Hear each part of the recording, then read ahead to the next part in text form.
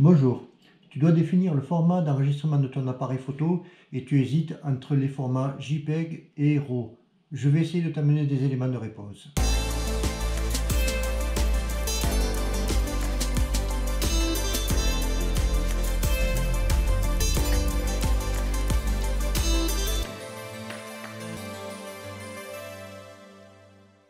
Lorsque tu prends une photo au format JPEG, le processus d'enregistrement de ton appareil photo prend automatiquement en charge un développement automatique. L'appareil photo prend alors automatiquement en charge des paramètres comme la colorimétrie, le contraste, l'exposition, la balance des blancs, de façon à te fournir une photo complètement développée et présentable. L'appareil photo te fournira alors une taille optimisée et compressée de ta photo.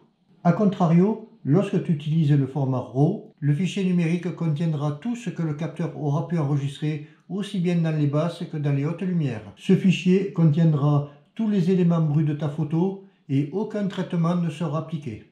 Par conséquent, le fichier sera volumineux. Mais alors, quel type de fichier dois-je utiliser? La réponse à cette question est relativement simple. Tout dépendra de ta pratique photo et des traitements que tu voudras effectuer sur tes images. Tu souhaites partager directement des photos sur les réseaux sociaux sans te soucier de traitement, alors le format JPEG est pour toi. Tu souhaites avoir le contrôle de la colorimétrie et des paramètres de ton image, alors tu utiliseras le format RAW. Dans tous les cas, si tu es indécis, sache que tous les appareils photo proposent un enregistrement du fichier sous les deux formats. Maintenant qu'on a dit tout ça, je ne suis pas sûr que ça t'aide réellement.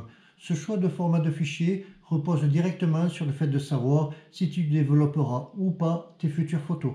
Pour t'aider, je vais te présenter une série de photos que j'ai prises au format JPEG mais également au format RAW. Ce sont des photos qui ont été prises dans un cadre familial tout à fait traditionnel avec des situations où le soleil est dans le dos et des situations de contre-jour. Voici donc une première photo qui a été prise au format JPEG. À première vue, cette photo a l'air d'être tout à fait correcte, mais si j'active les alertes de surexposition, je m'aperçois qu'il y a des zones qui sont cramées. Si j'enlève l'alerte, on remarque qu'elles sont étonnamment blanches. Pour régler ça, il suffira simplement de baisser les hautes lumières et ces zones disparaissent. Le fait d'avoir activé ce curseur a dénaturé la couleur du ciel. Donc on voit que le ciel est passé d'une espèce de vert bleu, alors je ne sais pas trop comment le définir, alors que c'est un ciel qui est naturellement très bleu comme on le voit avant modification du paramétrage. Maintenant, si je fais cette même modification sur une photo qui a été prise au format RAW, où je retrouve exactement les mêmes alertes, j'active donc ce curseur et je m'aperçois que ça n'a rien bougé dans la colorimétrie du ciel. Je vais passer sur une seconde photo qui relèvera en fait du même cas. Ici donc j'ai bien des alertes de surexposition sur des blancs cramés. Si je bouge le curseur, non, effectivement je vais faire partir ces blancs cramés. Par contre je m'aperçois que sur la gauche la coloris du ciel a complètement changé et sur le haut c'est passé sur un bleu beaucoup trop profond. D'ailleurs si je fais une espèce d'avant-après, on peut s'apercevoir de cela. Maintenant si je fais ce paramétrage sur la même photo mais qui a été prise au format RAW, je n'ai plus tout le même comportement. Certes, il y a une baisse d'intensité sur le ciel, ce qui est normal, puisque en fait, on baisse les hautes lumières, mais ça ne change absolument rien dans la colorimétrie. Maintenant, je vais prendre une autre situation qui est une situation de contre-jour complet. C'est ce type de photo que l'on fait un dimanche lorsqu'on fait une photo du barbecue avec les copains, les amis, les parents. Et malheureusement, l'appareil photo a pris son exposition sur le soleil. Pour régler ça, toujours de la même façon, je baisse les hautes lumières et je débouche la partie des ombres.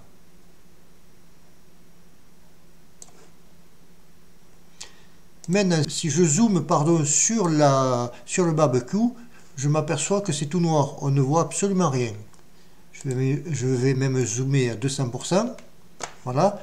Donc pour arriver à ressortir de ces ombres, le seul curseur que l'on a, c'est d'augmenter l'exposition.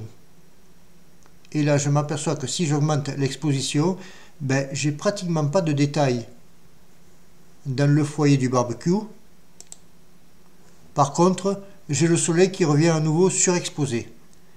Vous me direz qu'on peut rejouer à nouveau sur le curseur des hautes lumières, ce qui est fait. Donc, le soleil ne me gêne pas. Par contre, ce qui me gêne, moi, c'est les détails inexistants à l'intérieur du barbecue. Je vais prendre la même photo qui a été développée au format RAW. Effectivement, je me retrouve avec les mêmes symptômes. Je vais commencer par baisser les hautes lumières. Je vais augmenter les ombres. Je vais zoomer sur le barbecue. Là, effectivement, je me retrouve sur le même symptôme. Mais ici, je peux monter un petit peu plus l'exposition. Je vais me retrouver avec le même symptôme, avec un soleil qui devient un petit peu surexposé. Je renivelle un petit peu tout ça. Et là, j'ai un petit peu plus de détails.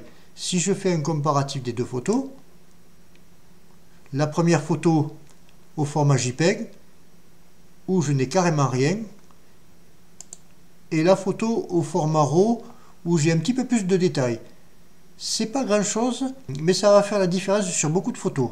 Une autre photo de contre-jour, toujours la même chose. Les hautes lumières, je les baisse pour récupérer le soleil. Je remonte un petit peu les ombres. C'est pas suffisant, j'ai toujours la maison qui est très très sombre. Exposition, je monte l'exposition. Là, même si on pourrait partir du principe que la maison est assez visible, si je zoome, on voit des espèces de pavés verts, rougeâtres, qui sont typiques de zones bouchées et que l'on n'a pas pu récupérer. Autrement dit, une situation de photo absolument déplorable. Maintenant, si je fais la même chose sur la photo qui a été prise au format RAW, toujours la même mécanique, je monte l'expo, je descends les hautes lumières, je récupère un petit peu les ombres. Déjà, ne serait-ce que ça. Là, j'ai beaucoup plus de détails. Je vois le rideau qui est derrière la fenêtre. On va traiter le bruit. Le bruit numérique est engendré par les zones sombres que l'on a rééclaircies. Voilà, et là, j'ai beaucoup moins de grains. Donc maintenant, si je fais un comparatif de ces deux photos, pour le coup, il n'y a pas photo. Pour ma part, lorsque je prends une photo, je ne suis jamais sûr de la bonne exposition de celle-ci. Je préfère toujours garder l'opportunité de pouvoir la modifier en post-traitement. Autrement dit, j'utilise exclusivement le format RAW.